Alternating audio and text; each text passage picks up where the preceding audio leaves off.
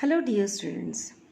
In our last part of video we have seen preparation method of aldehydes and we ended our topic with Gattermann-Koch reaction.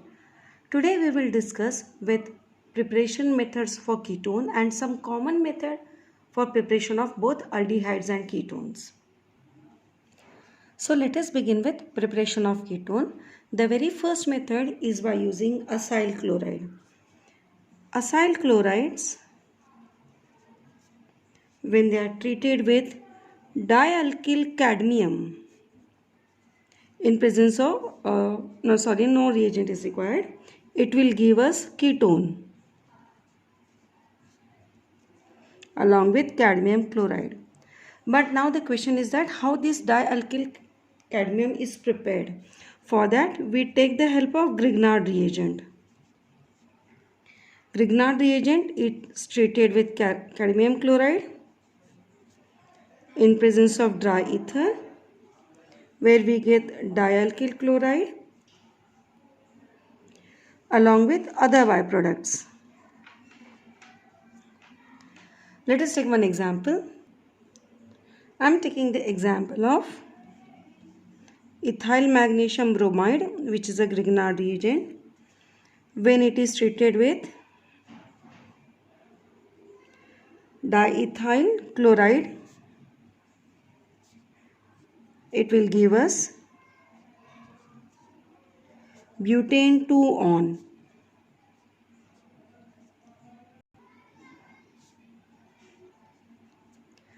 Now diethyl cadmium required for this reaction will be prepared by using this method.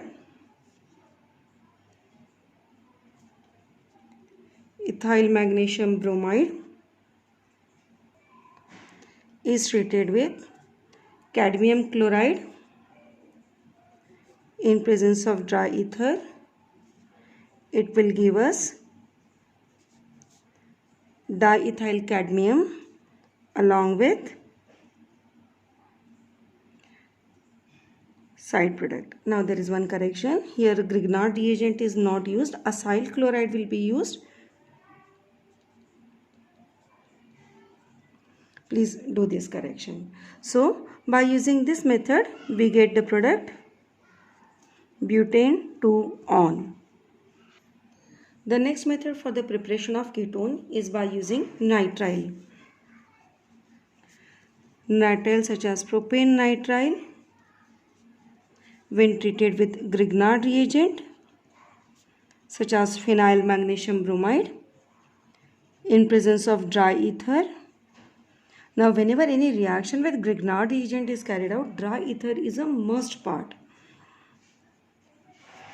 We have also known the mechanism of Grignard reagent. Magnesium bromide part will go to nitrogen and the alkyl part will be added to carbon. Here I will show you how it goes. The alkyl part goes to carbon and magnesium bromide part goes to nitrogen 1. Now when it is hydrolyzed, we will get C2H5, C double bond O, C6H5. IUPAC nomenclature of this will be 1-phenylpropanone. So by using Grignard reagent and nitriles we can prepare ketones. The next method is by use of benzene. We have already studied that benzene can undergo Friedel-Crafts alkylation and Friedel-Crafts acylation reaction. So by using Friedel-Crafts acylation reaction we can prepare ketones. Let us take the example benzene when it is treated with acyl chloride. Now this acyl chloride can be either aliphatic or aromatic. In presence of halogen carrier or Lewis acid such as anhydrous aluminum chloride will give us ketone. If you have taken aliphatic acyl group, you will add acyl group, otherwise it will be aryl. For example, when benzene is treated with acetyl chloride In presence of anhydrous AlCl3, we get acetophenone. The name of this compound is acetophenone, along with the byproduct HCl. Now this is the preparation method for acetophenone, and therefore I will label this equation as important one. So these were the methods for the preparation of ketone, but there are certain methods which are common for both aldehyde and ketone. That means by using those methods, we can prepare both aldehydes as well as ketones. Let us have a look on that. So let us discuss common methods for the preparation of aldehyde and ketone. In that, the very first is oxidation of alcohols. This we have already seen our chapter alcohol, phenol and ether, that 1 degree alcohol on use of mild oxidizing agent like chromic oxide gives us aldehyde, whereas 2 degree alcohol gives us ketone.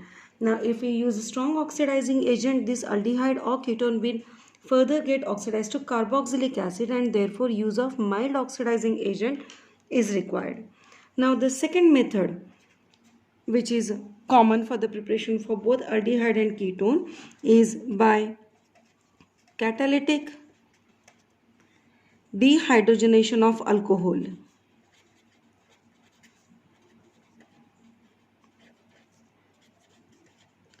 Alcohol, when they are dehydrated by using catalyst such as copper at 573 Kelvin, it will give us carbonyl compound.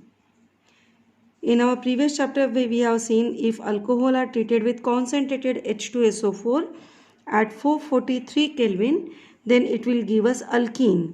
But if we are using copper at 573 Kelvin, it gives us carbonyl compound. Now in this reaction, you can see this hydrogen will be removed as H2, and this bond will shift towards carbon, resulting in the formation of carbonyl compound. For example, ethanol, when treated with copper at 573 Kelvin, will give us ethanol plus hydrogen. Now here you must have noticed that again this is a 1 degree alcohol. So 1 degree alcohol gives us aldehyde. But if we take a 2 degree alcohol and it is treated with copper at 573 Kelvin, it will give us ketone. The mechanism is same as I have shown earlier. Hydrogen will be removed and the bond will shift to carbon, converting into C double bond O. For example, if isopropyl alcohol, also known as propane 2-ol, is treated with copper at 573 Kelvin, then it will give us propanone. So again I will say 1 degree alcohol will give us aldehyde, and 2 degree alcohol, when it is catalytically dehydrogenated, it gives us ketone. But 3 degree alcohol, they do not show this reaction because of absence of alpha hydrogen atom, and therefore by using 3 degree alcohol we cannot get either aldehyde or ketone. The next method is by using carboxylic acid. If 2 moles of carboxylic acid such as methanoic acid, they are treated with each other in presence of catalyst such as manganese oxide, and at 573 Kelvin we get aldehyde as a product. Here we have got methanol, since we have used the acid methanoic acid, along with the byproduct CO2 and H2O. Now CO2 will be this one and H2O cleavage will be this. So this is how we are getting our byproduct. Suppose we have taken 1 mole of ethanoic acid and other mole of methanoic acid, then also we get aldehyde. Here it is ethanol along with byproduct CO2 and H2O. So CO2 is obtained by the cleavage of carboxyl group and water will be obtained by the cleavage of OH group from other carboxylic acid. Now if we have taken 2 moles of ethanoic acid, in that case we have got a ketone along with byproduct CO2 and H2O. So what is the conclusion here? We can say that suppose one of the acid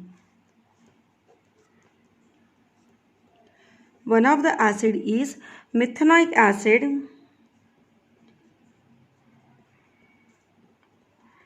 then we get aldehyde as a product. Otherwise it will be a ketone. So for getting aldehyde as a product, it is a must condition that one of the acid, carboxylic acid, should be methanoic acid. Using calcium salt of carboxylic acid can be one more method for preparing aldehydes and ketones. Suppose we are using calcium formate and we are distilling it, we will get methanol along with the byproduct calcium carbonate. I have shown the formation of methanol over here. If we are taking 1 mole of calcium acetate and another mole of calcium formate and distill, we will get ethanol along with calcium carbonate. So this calcium carbonate will be removed and CH3CHO, methanol, will be formed. That means if you want aldehyde as a product, one of the calcium salt must be that of calcium formate. Thirdly, by using calcium propionate, if we distill it, we get ketone along with calcium carbonate.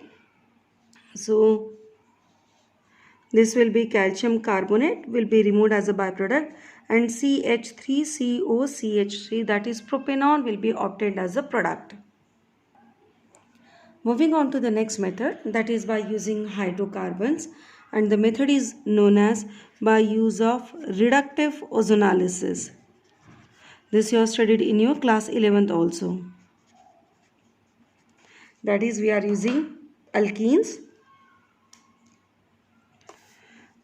Alkenes such as ethene, when it is treated with ozone,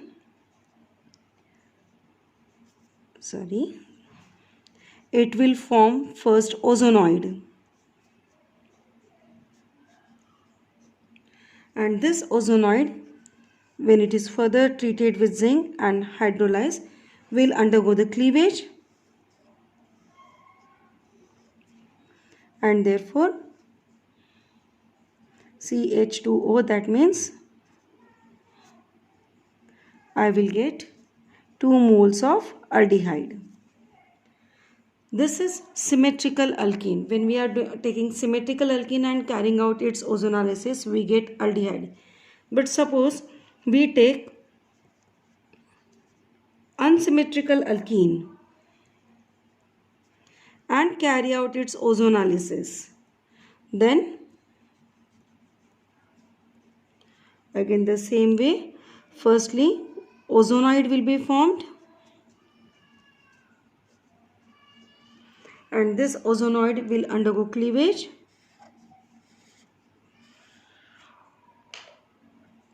This will be only when we are treating with zinc followed by hydrolysis, and therefore we'll get mixture of ketone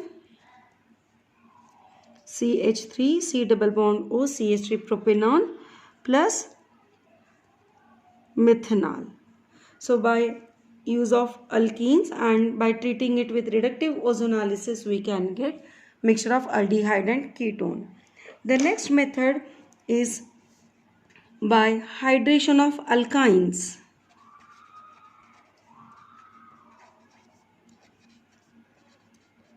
So now let us see how alkynes can give us aldehyde and ketone. Alkyne such as acetylene, when it is treated or hydrolyzed in presence of dilute H2SO4 and HgSO4, first of all forms vinyl alcohol, which is quite unstable intermediate. Now why it is unstable? Generally when there is a double bond between 2 carbon atom and one of the carbon atom is attached to a hydroxyl group, then it is unstable and therefore it undergoes tautomerism in order to get the stability. As a result, it will form aldehyde. This I will simplify as ethanol. So acetylene, its acidic hydration through tautomerism will get ethanol. What will happen if we are using alkyne other than acetylene? Here I have taken example of propyne, alkyne which is other than acetylene. It is hydrated in presence of dilute H2SO4 and HgSO4. It gives us prop 1-ene-2-ol vinyl alcohol which will be unstable, and through tautomerism it will form ketone. So I will say acetylene on hydration gives us aldehyde, and alkyne other than acetylene, if they are subjected to hydration, then they will give us ketone. So these all were common methods of preparation of aldehydes and ketones. Many of them are used in conversion questions. Now let us discuss the physical properties of aldehyde and ketones. So here are the physical properties of aldehydes and ketones. The very first, physical state. Methanol is a pungent smelling gas, whereas ethanol is a volatile liquid. So one is in gaseous state and one is in liquid state. But other aldehyde and ketones, if they are containing carbon atom up to 11 carbon atom, they will be colorless liquid, and the higher members are solids. Smell or odor. Lower aldehydes will have unpleasant smell, unpleasant odor, but aldehydes and ketones have generally pleasant smell. As the size of molecule increases, that means as the number of alkyl group increases, the odor becomes more fragrant, and therefore many naturally occurring aldehydes and ketones are used in blending of perfumes, as well as they are also used as flavoring agents. Solubility. Now carbonyl compounds, they are polar. This we have already seen in our first part of the video. These are polar in nature, and therefore they can easily form hydrogen bond with water. And wherever a hydrogen bond formation takes place with water, the compound will be water soluble or water miscible. You can see this is the carbonyl group. Oxygen, being more electronegative, will develop charge and will form hydrogen bond with hydrogen of water. But as the length of alkyl group increases, solubility decreases. Ketones are good solvents themselves. Many organic compounds which are immiscible in water, they are generally soluble in ketones. Now this is interesting one, boiling point, and I will say this whole topic is important one. There is a lot of variation. Now aldehyde and ketones are polar compounds, just now we have seen, and being polar they will have sufficient intermolecular dipole-dipole interaction among the ends of carbonyl dipoles. As a result, boiling point of aldehyde and ketone will be higher than other non-polar compounds such as hydrocarbon or weakly polar compound like ether. But boiling point of aldehyde and ketone will be lower when we are comparing them to alcohol and carboxylic acid. Why? In alcohol chapter we have already seen that alcohols and carboxylic acid both form intermolecular hydrogen bonding. Now this is carbonyl group, and this carbonyl group, oxygen being more electronegative, develops a charge, and there will be a dipole-dipole interaction among them. Now this whole thing I have explained with the help of examples. I have taken hydrocarbon, ether, then ketone, aldehyde and alcohol of same or comparable molecular mass. Butane with molecular mass 60 has boiling point 273 Kelvin. Methoxyethane will have boiling point 281. But now when these two we are comparing with aldehyde and ketone, propanone with the same comparable molecular mass will have boiling point higher than hydrocarbon and ether, that is 329 Kelvin.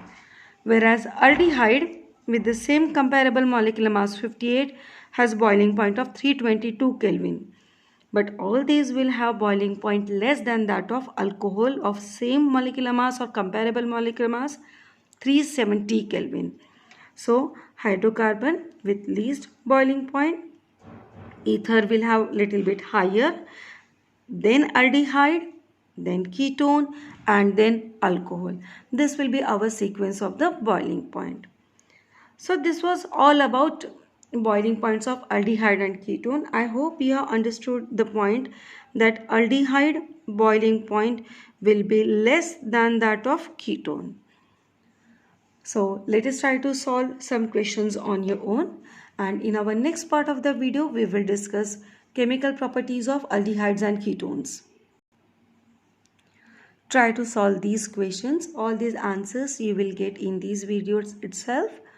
That is for conversion, which name reaction you have to use, if it is a Grignard reagent, how the mechanism will work, arranging the compounds in the increasing boiling point. Just now I have told you the sequence. So by using all the hints given in these videos, you can solve these questions. Thanks for watching. Have a nice day. Happy learning.